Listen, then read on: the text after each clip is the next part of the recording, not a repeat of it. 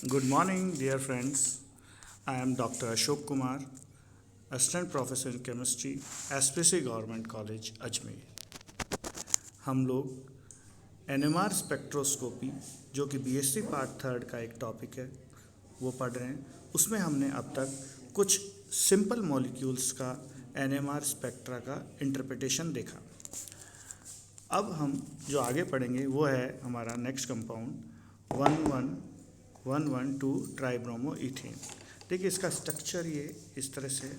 तो अब इसका जरा स्ट्रक्चर एनालिसिस में देखते हैं, स्पिन स्पिन स्प्लिटिंग या स्पिन स्पिन कपलिंग। तो अपन ने इसमें ये देखिए इसमें दो तरह के प्रोटॉन्स हैं, मिथाइलिन और मीथीन प्रोटॉन्स। इस प्रोटॉन का ए पे इसके बी के कारण क्या इफेक्ट होगा ज़रा देखिए।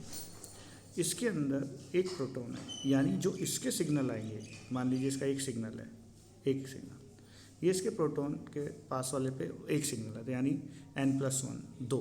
तो ये सिग्नल दो के अंदर डबलेट के अंदर टूटेगा। वहीं ये बी वाला, तो बी वाले के पास में मिथाइल प्रोटॉन है, तो इसके अंदर दो प्रोटॉन्स हैं यानी n+1 3। तो ये ट्रिपलेट के अंदर बी पे होगा। तो यही एक्सप्लेन करेंगे, पर ये किस डेल वैल्यू पे होगा ये चीज़ हम देखते हैं। देखिए एक डबलेट आई हमारी जे, यानी कांस्टेंट है हमारा कपलिंग कांस्टेंट। तो इसका जो वैल्यू है ये हमारी आई 4.2 पे। ये दो प्रोटॉन के कारण है, इंडिकेटिंग द मिथाइलिन प्रोटॉन यानी ए, ये मिथाइलिन प्रोटॉन। अब जरा ट्रिपलेट देखते हैं। ट्रिपलेट किस पे आई? हमने कहा ट्रिपलेट बी पे, किसके? ए के कारण, मिथाइलिन प्रोटॉन के कारण, जो मीथीन प्रोटॉन है। तो ये देखते हैं कि ट्रिपलेट जो जे इज 6 हर्ट्स है, जो कि डेल 5.8 इक्विवेलेंट पे है एक हाइड्रोजन के लिए। Exhibit the methine proton B being adjacent to bromine atoms, it resonates at downfield as compared to methylene proton we are adjacent to only one bromine। तो यानी दोनों डाउनफील्ड होते हैं, पर इस पे एक ब्रोमीन है, यहाँ पे दो ब्रोमीन है। तो जिसके कारण जो इलेक्ट्रॉन डेंसिटी है वो कम हो जाएगी, जो एक्सटर्नल मैग्नेटिक फील्ड जो इंड्यूस मैग्नेटिक फील्ड पे लगेगी वो कम फील होगी और वो डाउनफील्ड में होगी। तो इस तरह से ये हमारा कंपाउंड था 112 ट्राइब्रोमो इथेन। जो नेक्स्ट हमारा कंपाउंड है वो है हमारा ethyl acetate CH3COO CH2CH3। Ethyl acetate, ये एसीटेट है, ये इथाइल, तो इथाइल एसीटेट। अब इथाइल एसीटेट में देखिए मिथाइल प्रोटॉन, मिथाइलिन प्रोटॉन और ये मिथाइल प्रोटॉन। तो यानी तीन सिग्नल्स आएंगे। अब तीनों पे क्या होगा? ए देखिए इस पे सिग्नल्स होंगे, तो इसका इफेक्ट किसके पड़ेगा? सी का। और बी पे क्योंकि इस पे COOH है। तो इस तरह से हम देखते हैं कि ये ए है, ये बी है, बी पे इसका इफेक्ट पड़ेगा पर बहुत ज़्यादा नहीं होगा बी पे, पर ये डाउनफील्ड होगा क्योंकि इसके साथ कार्बन है, कार्बन के साथ ऑक्सीजन है। तो इलेक्ट्रॉन डेंसिटी कम हो जाएगी और ये डाउनफील्ड होगा। तो देखिए मिथाइल प्रोटॉन का लगभग 1 से 2 के पर उगता है, के पर ये डेल वैल्यूज़ आती हैं 1 से 2 के बीच में।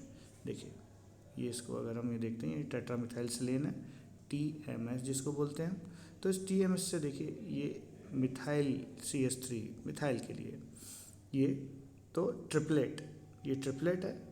ट्रिपलेट क्योंकि पास वाले के पास जो C पे 2 है H, तो n+12 से n मतलब 2 प्रोटॉन और एक 3, तो यानी ट्रिपलेट में स्प्लिट हो जाएगा ए के सिग्नल।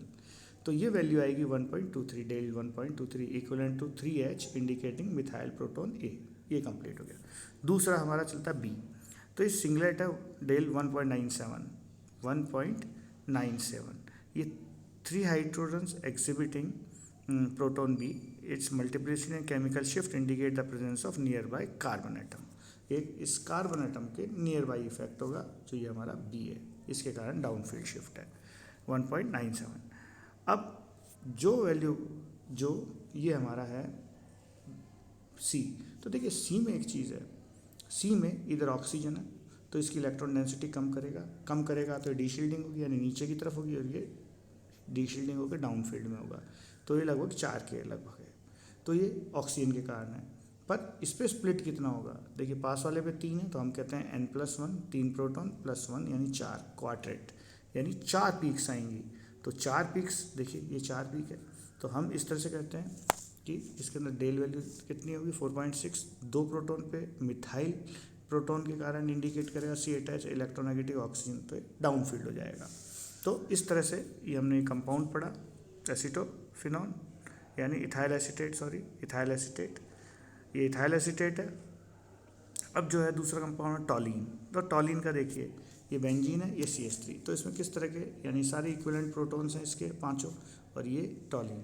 तो इसके क्या होगा, ए मिथाइल प्रोटॉन हमने कहा 1 से 2 के बीच होता है, पर चूंकि ये बेंजीन रिंग के साथ अटैच है प्रोटॉन्स के साथ, तो ये लोअर फील्ड करेगा, क्योंकि बेंजीन इज -I इलेक्ट्रॉन लेने वाला कंपाउंड बनता है। तो singlet del 2.3 equivalent to 3H represent methyl proton से they appears a low field because they are attached to the benzene ring।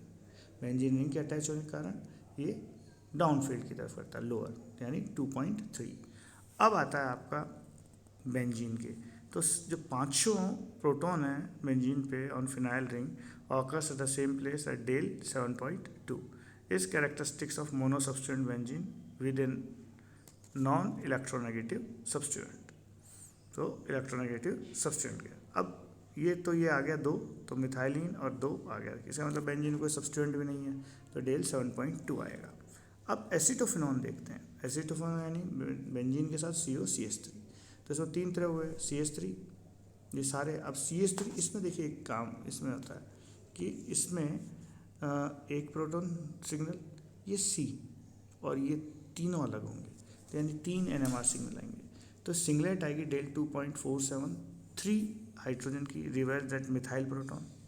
अब ये CH3 ग्रुप के कारण ये डाउन फील्ड होंगे, इलेक्ट्रोनेगेटिव ग्रुप है CH3 के साथ, तो ये डाउन फील्ड में होंगे।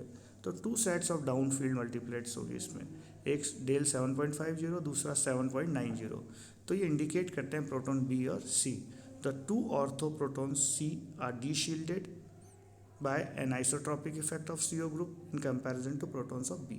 तो यानी एनाइसोट्रॉपी वो होती है जहाँ की डाउन फील्ड शिफ्ट होती है इसके अंदर, और जो अप्लाइड फील्ड है और जो फील्ड इंड्यूस होती है दोनों एक साथ लगती है, यानी रीएनफोर्स मतलब एक तरफ चलेगी वो उसके जो इंड्यूस मैग्नेटिक फील्ड के अनुसार, अपोज नहीं करेगी। तो इस तरह से हमने ये देखा कि ये 2 कंपाउंड्स कैसे चलते हैं। एक तो एसीटोफिनॉन देखा, टॉलिन देखा, हमने इथाइल एसीटेट देखा, और एक हमने देखा 112 ट्राइब्रोमो ईथेन। तो इसी के साथ ये क्लास समाप्त करते हैं। नेक्स्ट टॉपिक में इसके कुछ सब टॉपिक्स हम पढ़ेंगे NMR स्पेक्ट्रोस्कोपी के। तो नेक्स्ट क्लास के अंदर हम NMR स्पेक्ट्रोस्कोपी के कुछ सब टॉपिक्स लेंगे। धन्यवाद।